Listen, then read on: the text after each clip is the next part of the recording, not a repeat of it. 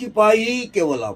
আজকের আলোচ্য বিষয় হলো দীর্ঘায়ু হওয়ার সংযোগ।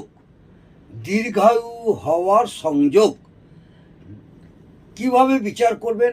ছাত্রছাত্রীদের উদ্দেশ্যে বলছি, লগ্নভাবের সঙ্গে যদি তৃতীয় ভাব, লগ্নভাবের সঙ্গে যদি তৃতীয় ভাব, পঞ্চম ভাব এবং একাদশ ভাব সংযোগ স্থাপন করে এবং এই ভাবগুলির সঙ্গে যদি কারক গ্রহ বৃহস্পতি, শনি, রবি এবং মঙ্গলের সম্পর্ক স্থাপন হয়, তখনই দীর্ঘায়ু হয়। আমি আপনাদের উদাহরণস্বরূপ ভেঙে আমি আরও বিস্তারিতভাবে আপনাদের বলছি, মন দিয়ে শুনুন। কারক ভাব হচ্ছে কে? কারক ভাব হচ্ছে লগ্ন ভাব, প্রধান ভাব। লগ্ন ভাব হচ্ছে প্রধান ভাব। এই প্রধান ভাবের সঙ্গে তৃতীয় ভাব প্লাস পঞ্চম ভাব প্লাস একাদশ ভাব। বোঝা গেল?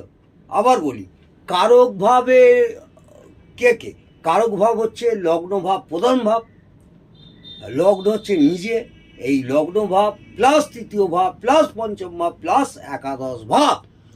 কারক গ্রহকে, কারক গ্রহ হচ্ছে দেবগুরু বৃহস্পতি প্লাস শনি প্লাস রবি প্লাস মঙ্গল। কারক কে? লগ্ন ভাব। কারক কে? লগ্ন ভাব। এই লগ্ন ভাবকে ব্যক্তি নিজে, জাতক বা জাতিকার যে লগ্ন হয় সেই লগ্ন সেই সাপেক্ষে সে নিজে, তাহলে লগ্ন ভাব হচ্ছে ব্যক্তি নিজে। তৃতীয় ভাব থেকে আমরা কি বুঝবো? হ্যাঁ, লাইফের স্পান। তৃতীয় ভাবের দ্বাদশ ঘর দ্বিতীয়, তৃতীয় ভাবের দ্বাদশ ঘর দ্বিতীয়। এই দ্বিতীয় ঘর হলো মুখ্য মারক। দ্বিতীয় ঘর হলো মুখ্য মারক, অর্থাৎ মৃত্যু। তাই তৃতীয় ঘর থেকে দীর্ঘায়ু অথবা লাইফের সময় বৃদ্ধি, লাইফের সময় বৃদ্ধি। বোঝা গেল?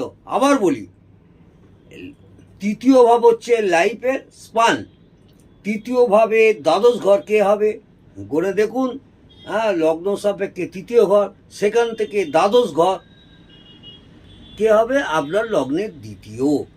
এই দ্বিতীয় ঘর হলো মুখ্য মারক।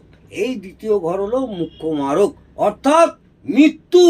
তাই তৃতীয় ঘর থেকে দীর্ঘায়ু অর্থাৎ লাইফের সময় বৃদ্ধি বোঝা যায়। এবার আমি পঞ্চম ভাব নিয়ে বিস্তারিত